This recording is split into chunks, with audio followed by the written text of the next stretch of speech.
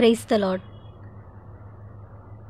ఈ ఉదయకాల సమయంలో ప్రభు అయిన యేసుక్రీస్తు వారు సిలువలో పలికిన 6వ మాటను మనం ధ్యానించుకుందాం. యోహాను సువార్త 19వ అధ్యాయం 30వ వచనం కనుక మనం చూసినట్లయితే 6వ మాటను మనం గమనించవచ్చు. యేసు ఆ చిరకను పుచ్చుకొని సమాప్తమైనదని చెప్పి తల వంచి ఆత్మను అప్పగించెను. ఈ మాటను బాధతో నీరసంతో చెప్పబడలేదు, కానీ జయధ్వనితో ఈ మాట చెప్పబడింది. సంతోషంగా బిగ్గరగా ఈ మాటను పలుకుతున్నారు. ఎందుకు అంత సంతోషంగా పలుకుతున్నారు? అసలు ఏమి సమాప్తమైనదని మనం ఇప్పుడు తెలుసుకుందాం. మొదటగా దేవుడు ఎందుకు ఈ లోకానికి వచ్చారో ఆ పని సమాప్తమైంది. పాపము నుంచి, సకల దుర్నీతి నుంచి మనల్ని విడిపించి పరలోక రాజ్యానికి మనల్ని చేర్చడానికి దేవాతి దేవుడు ఈ లోకానికి వచ్చారు. తన రక్తం ద్వారా మనలను పరిశుద్ధులుగా చేయడానికి దేవుడు ఈ లోకానికి వచ్చారు. తాను వచ్చిన పని పూర్తయింది కాబట్టి సంతోషంగా బిగ్గరగా సమాప్తమైందని కేక వేశారు.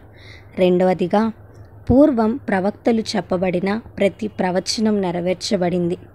మూడవదిగా, అప్పటి వరకు అనుభవించిన శరీర శ్రమలు సమాప్తమైనవి.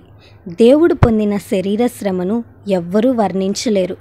కొరడాలతో తన వీపు దున్నబడింది, ముళ్ళ కిరీటం తన శిరస్సు పైన గుచ్చబడింది, తన శరీరంలోని రక్తమంతా దారదారలుగా బయటకొచ్చింది.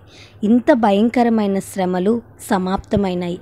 ఒక పరుగు పందెంలో పరిగెత్తుతున్న ఒక వ్యక్తి తన గమ్యాన్ని, అంటే ఆ చివరి గీతను దాటినప్పుడు ఎలా అయితే బిగ్గరగా కేక వేసి తన జయాన్ని తెలియచేస్తాడో, ప్రభు అయిన యేసుక్రీస్తు వారు కూడా తను ఈ లోకానికి ఎందుకు వచ్చారో, ఆ పని ఎలా సంపూర్తి అయిందో తెలియచేయడానికి జయధ్వనితో ఈ మాటను మనకు తెలియచేస్తున్నారు.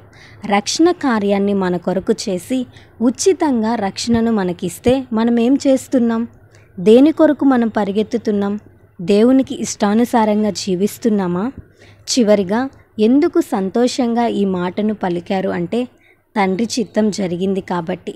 తండ్రి తనకు అప్పగించిన పనిని ప్రభు అయిన యేసుక్రీస్తు వారు సిలువలో నెరవేర్చారు కాబట్టి సంతోషంగా ఈ మాటను పలికారు. ఈ ఉదయకాల సమయంలో ఈ వాక్యం వింటున్న ప్రియ సహోదరి సహోదరుడా, తండ్రి చిత్తాన్ని నీవు నెరవేరుస్తున్నావా? దేవుని ఆజ్ఞలను అనుసరిస్తున్నావా? దేవుని మాటకు లోబడి జీవిస్తున్నావా? ఇంతవరకు దేవుని చిత్తానికి లోబడకుండా దేవుడి ఆజ్ఞలను ధిక్కరించి బ్రతికావేమో. ఇప్పటికైనా నీ జీవితాన్ని మార్చుకో. దేవుడు మన కోసం చేసిన త్యాగాన్ని మర్చిపోకు. దేవునికి లోబడి జీవించు. అటువంటి కృప పరిశుద్ధాత్మ దేవుడు మనందరికీ దయచేయునుగాక. ఆమేన్. ఈ వీడియో మీకు దీవెనకరంగా ఆశీర్వాదకరంగా అనిపించినట్లయితే లైక్ చేయండి, షేర్ చేయండి, కామెంట్ చేయండి, సబ్స్క్రైబ్ చేసుకోండి. మీ ప్రార్థన అవసరతలను మాకు కామెంట్ రూపంలో తెలపండి. మీ కొరకు తప్పక ప్రార్థిస్తాం. God bless you.